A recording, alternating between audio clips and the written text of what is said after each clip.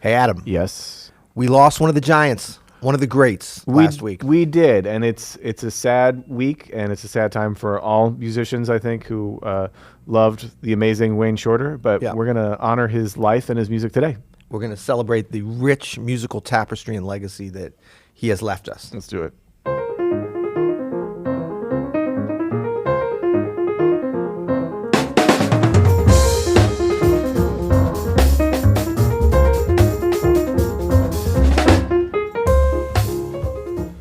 I'm Adam Ennis. And I'm Peter Martin. And you're listening to the You'll Hear It podcast. Music advice coming at you.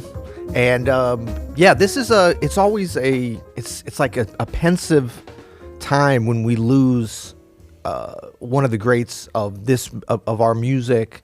And it's easy to be at a loss for words, as you might be able to tell I already am in a way, because I think about Wayne Shorter and, the legacy of music that he created and all the different ways that I interface with it over the years, from when I first was listening to jazz, which, I was so honored and blessed for Wayne Shorter's beautiful sound, his compositions, his saxophone, to be some of the earliest things I heard, really by way of Herbie Hancock, because I was interested in Herbie. And Miles for me. And Miles, And so that led us to Wayne. But I think about, I guess it's just gratitude. Yeah. You know what I mean? Gratitude that somebody like him existed, that music came out. And I almost look at it as separate from the individual. And I think that's the way that maybe Wayne was looking at it and would look at it, in terms of like he had this gift that he gave and shared. You know what I mean? And I think because we see him as really one of our greatest composers as well, incredible saxophonist, amazing instrumentalist, amazing human presence within the music. One of the great people of the last 100 years. Yeah, I mean, it's really all intertwined, right? It's so intertwined. But really you can't even say father figure, grandfather figure, just both a parent and a child of the music at the same time, because he stayed so active, so exploratory. Yeah. But I think because of his compositions, when we talk about great jazz composers, and you can debate whatever, but once you get into that upper legion, you talk about your Thelonious Monk, your Herbie Hancocks, your Duke Ellingtons, your Wayne Shorters. I mean, that's a small group, and you could add, Billy Strayhorn, but there's something that they have in common with each other in that they wrote truly jazz standards. That's true. Right? Things that helped us and all musicians, and will continue to help musicians be able to play better, to learn this music, to be able to be connected with each other through the music. So I think ultimately that is one of the greatest gifts that he gave us, are these living compositions. Oh, so many gifts. So many gifts. I mean, as a teacher, and I don't think he ever, taught, obviously like an online Skype lessons, YouTube video or anything like that, but just as a presence. Yes. And to hear him play and to hear him talk about his process and what he wants to do. And, after he passed, the day he passed, so many people were telling stories of their interactions with him. One of my favorites that I saw was from friend of the show, Emmett Cohen, who said after, I think it was when Emmett was in the Monk competition and Wayne was one of the judges, and Wayne told him, you need to go watch a bunch of films. You sound good, but you need to go watch a bunch of movies, which I thought was unbelievable advice. That you would think like, oh, you should work on this stride thing or whatever. I don't know. But like to say like, you need to round out your artistic, vision with some of this other medium, right. I think it sums up to me Wayne's entire vibe, that it doesn't stop at the bandstand.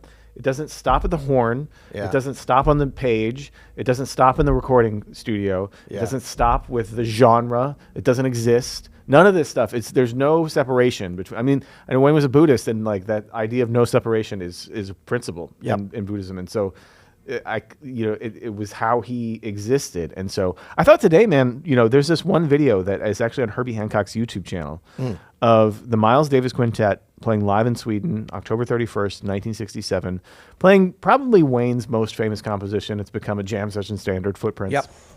And I thought we would often listen. played incorrectly, but that's for another Well, video. you have a great video on how to stop effing up Footprints, which everybody should go check out. Actually, Caleb, link to Peter's video on Footprints because it's brilliant. And maybe we could talk about that a little bit. Well, no, this is going to be great. And I love that you picked this out. I was just thinking, too, you just mentioned something kind of otherworldly, and I realized that, like, Wayne Shorter always, like the couple of interactions that I had with him, well, many interactions, but the few kind of physical proximity to him, which I cherish, were so like he operated like at this other place. Yeah. Even above, like, I mean, and I don't want to speak for Herbie Hancock or anything, but I have heard him talk about this, like, and Miles and Ron Carter and stuff. I think Wayne was in a place, certainly musically, right with them, and that's his crew, that's his tribe, but also, his other bands. I mean, his latest, groups that he had with Terry Lynn Carrington and Esperanza Spalding and the opera that he wrote, but also the longtime quartet. The quartet is one of the great bands of the last 20 years. Exactly, Yeah. exactly. And I think it maybe even goes beyond 20 years. It's at least 20 Brian years. Blade, John Yeah. Patitucci, Danilo Perez. Amazing. Yeah, and I got a chance to hear them quite a bit early and some in the middle and even some relatively recently. Yeah. But he operated at such a different place. And I remember being in the elevator with him once in France, and like, it's like he's at the same time probably the most intimidating musician that I've been around and the least. Yeah. And let me just try to explain that a little bit, in that, like, he is so accessible as a human. I don't even know, like, it's so far above me what that even means. Yeah. But it's a feeling that you get. Like, he's so welcoming, but at the same time, like, he's operating in a different place. And I remember I was just like, I want to say something to him, but I just kind of was enjoying being in the elevator with him. So I didn't want to be like, wait, what are the changes on? Well, how did you actually write? No, don't do that. Don't do that. Yeah. So I knew that wasn't the move. He vibrates on a higher level. But I remember I said, like, I was just like such an idiot. I'm just like, wow, we're going up to the we're floor. going up. We're going up on the And he was like, elevator. we sure are. And no, but Wayne was like, he said something like, We're going up. yeah, I was like, well, going up, Yeah, They're the great geniuses of the 20th century. yeah. But Wayne just had this very, like, welcoming. He wasn't just Yeah. like, oh, shut up, little dude. Well, it's He said- interesting. wait, can I tell you what he said first? Sorry. Oh, sorry. No, he said. I thought that's what he said. He was very humorous too, so I think it's okay that we're infusing some humor. He was a very humorous person, but he said, "Yes, He said, I can't remember the exact words, but it was like, "Yes, we're always trying to elevate." Oh, man. But it was like so above me. I was like, "Whoa!" Just mind blown, Yeah. But that's kind of the way he was. He would say, he would talk, I guess, in parables a lot of times and different things, but he had this very specific thing. The other time that I was able to talk with him a little bit was in an airport, always transporting somewhere, I guess. Mm-hmm. And I came over and he was just kind of standing, waiting to check in, sort of. And there were some other musicians around, but I was like, man, this is Wayne Shorter. I got to go. And so I was like, hey, Mr. Shorter,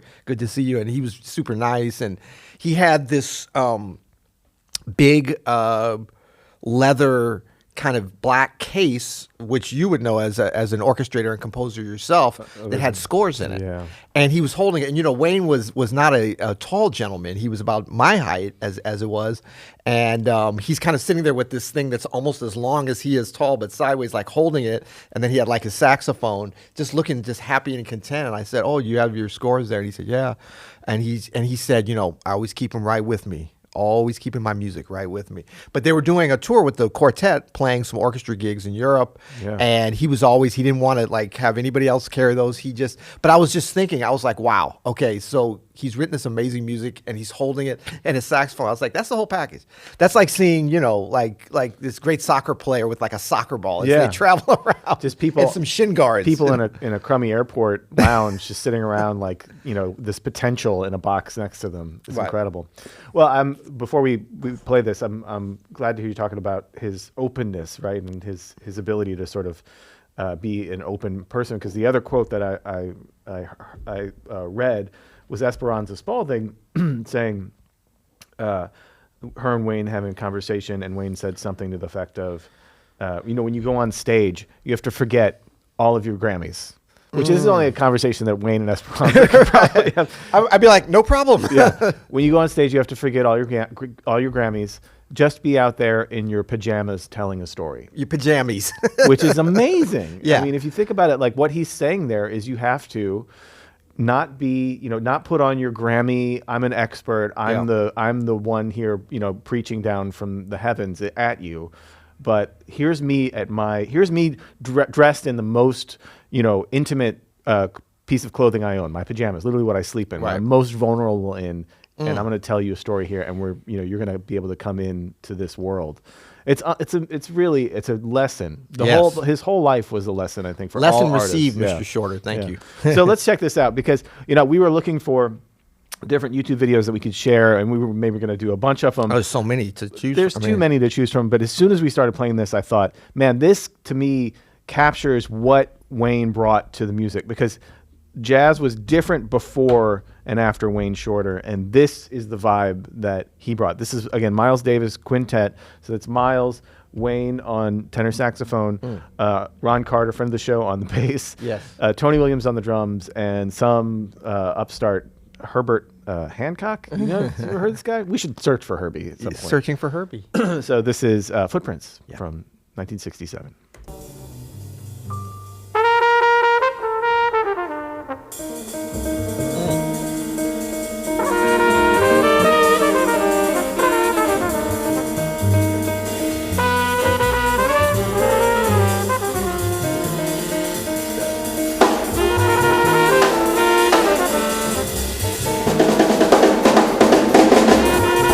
Tony Williams.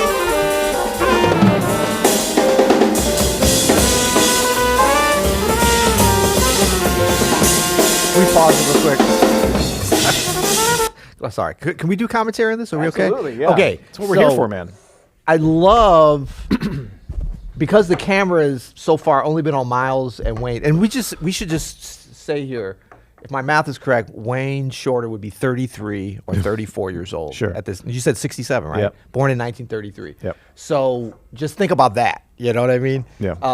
But Tony Williams is playing this incredible, very crazy fills. Everything that everybody's playing is incredible. Yeah, but look at just Miles and Wayne are locked in on what they're doing. I mean, they're not phased at all. I'm over here 57 years later or whatever it is, and they're just so focused. So I think, so many lessons for us, always with these kinds of things, but just to remember the level of concentration and fastidiousness, and just professionalism and just execution that this band had. A lot of times, people are like, oh, this is the classic quintet. They're playing modes. That's why and obviously they are.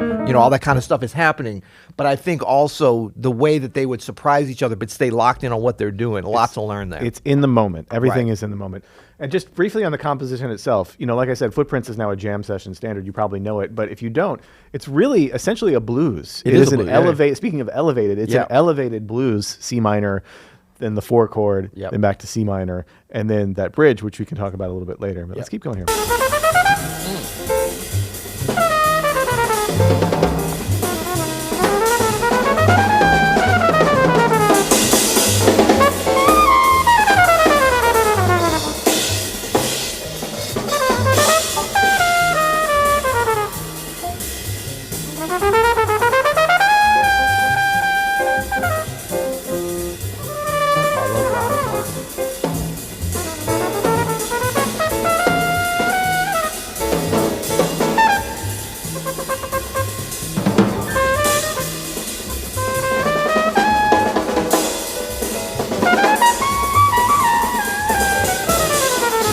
You're expecting to see this huge drum set for Tony after you've heard that. You see he's got this little jazz shit.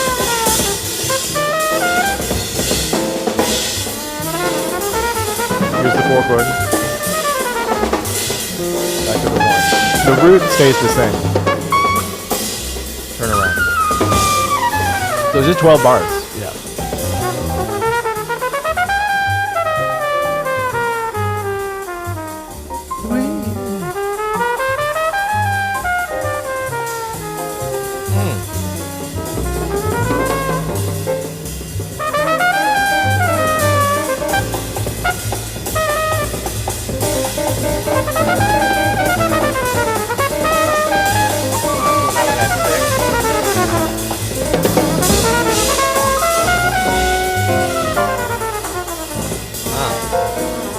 Adventure.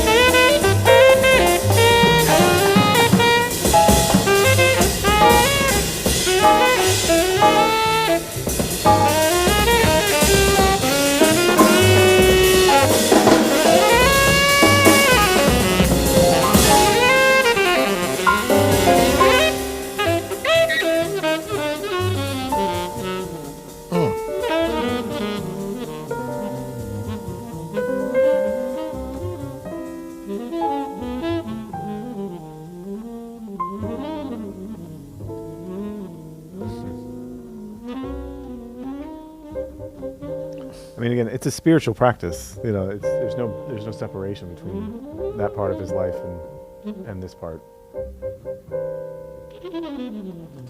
It's beautiful.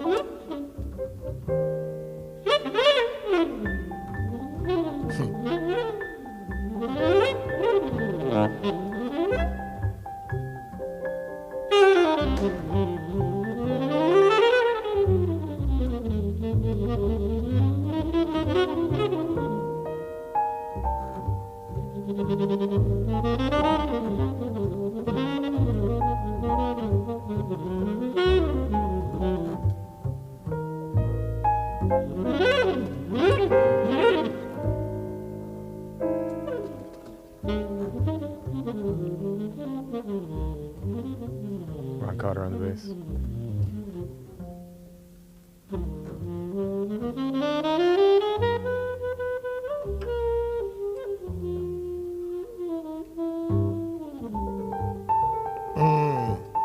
Amazing.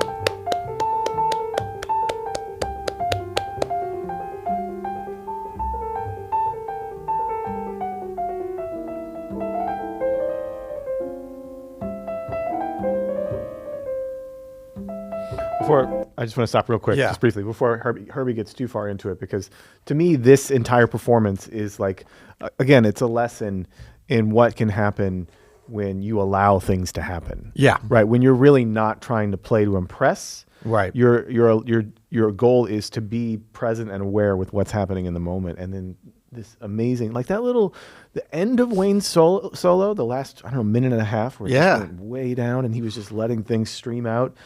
Unbelievable, man. Yeah. We wouldn't have that moment without his gift of being able to be present in the moment. Yeah. It's killing. It's stunning. It is. It's stunning. And it sets this up too. Yeah, and it's not just like him. this doesn't happen without that. It's all five of them. Yeah.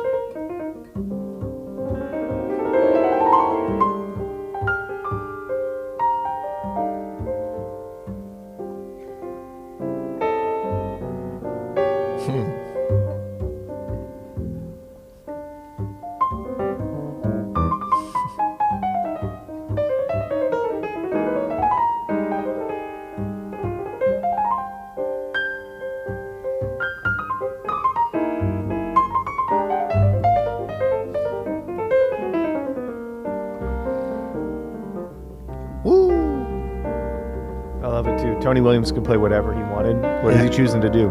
Oh, Nothing. Stroll. Just let it happen.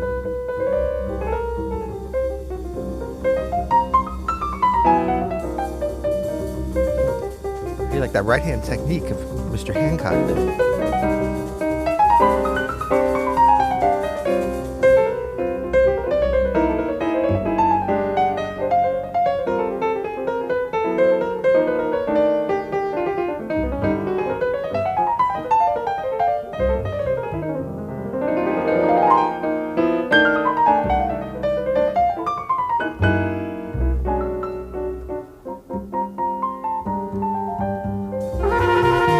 Can't get a camera on the bass? What's up? Herbie knew he could feel Miles coming back. Yeah, they always get to his thing, you know.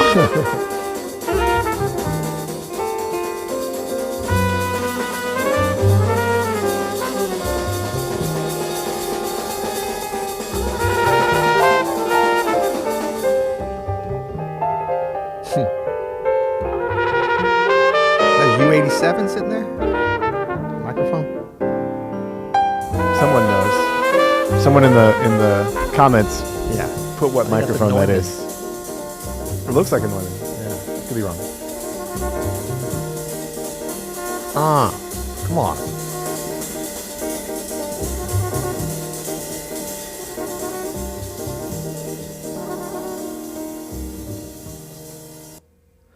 Wow. Well, that was incredible. Incredible. Thank you for pulling that. I've never seen that before. I mean, I've seen them playing different versions, some videos with that band from around that time. At least two other maybe footprints, but I don't think I've seen it. If I haven't, it's been a while. And It's unbelievable. It's a revelation. Isn't it? It's a revelation. It's so inspiring to Yeah. hear all five of them, like I said, really commit to what's happening Yeah. on stage without much of an agenda. Well, And I know actually, I think when Miles went to the side of the stage during Wayne's Soul, I think he was on TikTok. I'm not sure. He was scrolling on his phone. He was recording for social. No, but we've been so fortunate to talk to Ron Carter several times about specifically this band. Yeah. And he said there was no agenda. They didn't talk about it at all. And they would just, drive to the gig, show up, play the gig. And that was it. And Miles would start these tunes. Yeah. And I think, as I was listening to Wayne there, I was thinking about John Coltrane. So and I don't mean to be overly simplistic about this, but in terms of the lineage of saxophone, and there's going to be some glaring omissions here, but you talk about Charlie Parker. Sure. You talk about Sidney Bechet. Sure. You talk about Charlie Parker, John Coltrane, Wayne Shorter. That is sort of an unbroken link and a kind of power specifically on the saxophone. We were talking about him as a composer and just as a visionary, as a human within the music. But I think in terms of the saxophone, because this was recorded 67, it was probably shortly after, because John Coltrane died in 67. And so this was October. This was probably after Coltrane was gone. But that, and I know that Wayne and Coltrane in many ways were contemporaries. But in terms of their impact on the music, and then you talk about your Branford Marsalis's, your Michael Breckers, your Joshua Redmonds, your Chris Potter, all these great saxophone players. I mean, Wayne Shorter and John Coltrane, just those and what they did to the music and to that instrument. John Coltrane died in July of 67. In July. Yeah, so that's just a few months before this. But I mean, Wayne is the one who and I don't even want to say took the baton. They were running with the baton together. Yeah, Coltrane's a little older for sure. He's a little on the scene a little before him. Right, but I mean it doesn't. That's the Herbie Hancock and Chick Corea. That's the Miles and Freddie Hubbard. Absolutely. It's a very impactful thing. It is. I mean, to me, what I'll take away is that sense of. I mean, Sean Jones said it in the video you guys made, which is mostly about Herbie, but of course, Wayne and Herbie were linked. Yeah.